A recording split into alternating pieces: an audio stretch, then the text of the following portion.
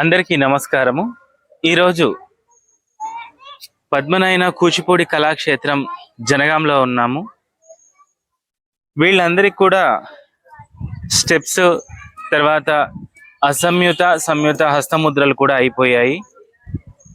ఈ మధ్యలోనే జతులు కూడా స్టార్ట్ అయ్యాయి. మొదటి జతి చేస్తారు.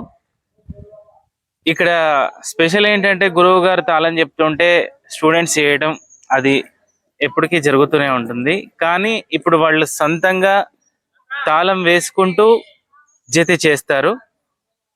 ఇప్పుడు మొదటి జతి చూద్దాం.